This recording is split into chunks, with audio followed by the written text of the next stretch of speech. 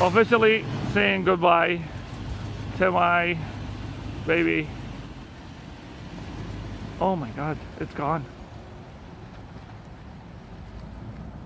No, come back. I regret this immediately. Hey guys, I wanted to follow up my last video on my Lexus LX 470 that got some traction in the community, and I had a lot of questions about it. Unfortunately, I sold the vehicle, and I have since bought myself another Lexus, and that one is the one I'm in right now, and it's an LX 570.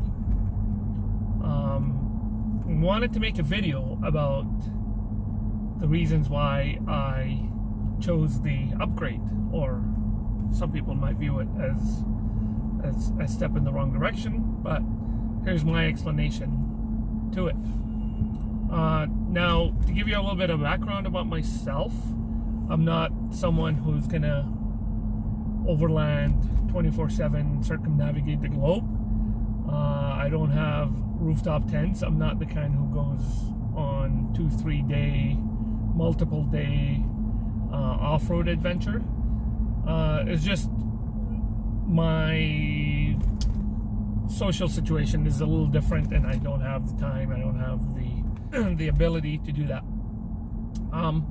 So I'm building this vehicle from a perspective of I want it to be capable for the weather we have here in Alberta, Canada, and because we get a lot of snow and it's deep snow, and I also wanted to go and have fun on the, odd chance I go on a one-day off-road trip or something like that. So that said, here are my reasons to taking the plunge. Reason number one is the drivetrain. The LX 470 has a really solid drivetrain, but not without its small flaws. One thing is the engine is, as you know, would be a timing belt driven, and that's a maintenance item that's not cheap to do. It's not fun to do if you're a hands-on guy, which I am. So I chose the 5.7 because it kind of has the driving the chain as the driving mechanism, which has been in the Tundras for 14 years now, and not many issues with it. So it's been a proven engine that has been solid without any issues. Also, the starter replacement on these engines is quite common on the 4.7s, and if you have done that before, that's a lot of work. I remember the first time I had to do my starter, it took me about 4 or 5 hours. The second time, granted, it was a lot faster. It was like hour and a half, and I was in and out, no problem, done. But it's a lot of work. You have to get the intake manifold out, and it's like the starter is sitting in the heart of the engine. So it's not the most pleasant repair job. And also, it seems to be a common thing. A lot of these 4.7 engines are having that starter problem. Another thing that happens with the 4.7 engines is their exhaust manifolds developed cracks in them, and they end up developing this tick that may or may not go once the engine heats up. Mine didn't go away at all at any point. So I mean, it's annoying. You don't hear it when the windows are up, but you hear it when the windows are down, and you're driving, in a residential area where there's like walls for the sound to bounce off of. And not my favorite thing anyways, but it's not a deal breaker if you're looking at a 100. that's not something you should worry about. It doesn't affect the performance. No check engine lights come on or anything like that. So if you're looking for a 100 series, reason number 2 would be the extra 4x4 goodies that the 570 comes with.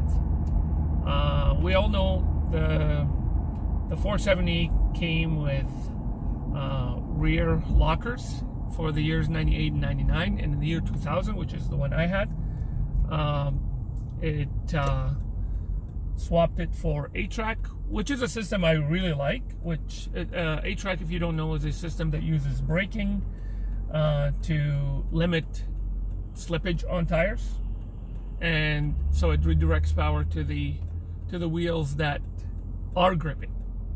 So I've had an FJ Cruiser in the past with 8-track, and it was amazing. The 470 with 8-track was also great. This also has it, but on top of that, it has a crawl control feature, which allows you to get out of situations like stuck situations, or you can use it for a really steep downhill or an uphill climb, and it really kind of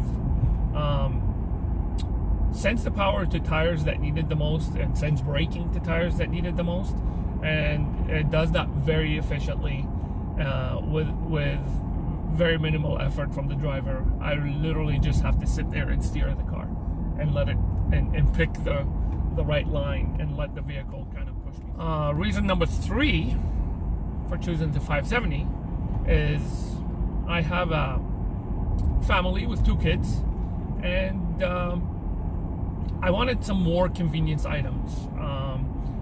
It's cold a lot here in Canada, so the rear heated seats are a plus.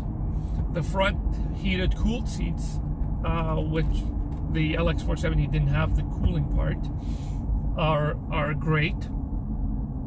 The infotainment system is miles better. I know in 2019 people are going to say the infotainment system in this 09, which is what I have, is ancient.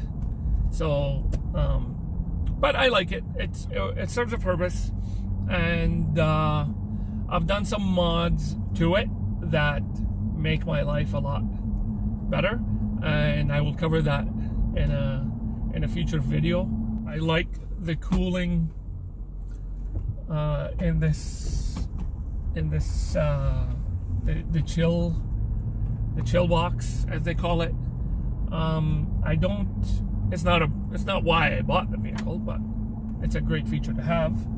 I like the camera system, where the cameras will show you a round view of what's happening in front of the car, and underneath the passenger side mirror, which is great because in case you can't see what's on the other side, it's a fantastic feature. My 2000 Lexus didn't have a backup sensors. It didn't have backup sensors, so it didn't even have front sensors. This one has front and back, so it makes parking a lot easier. The 4-zone climate control is also nice for, again, when you have kids in the back. The power folding rear 3rd-row seats are great to have. The power lift gate is also great to have. Radar cruise control, another thing. I do a lot of road trips, so this is a really nice thing to have, the radar cruise control.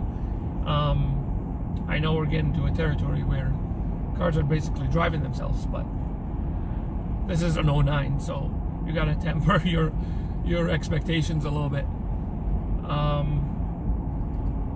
Now, things I miss about the 470. I like the minimalistic approach to it.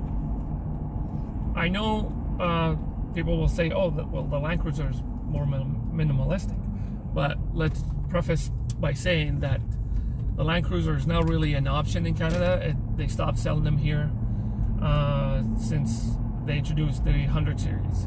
So the 80 series was the last Land Cruiser sold in Canada. So, and for me, when I was buying an LX, a 200 series, I entertained the idea of getting a 200 from the States, but it was getting more expensive than buying a luxury version of it. So the 100 series I like because minimalistic. It was easier to mod.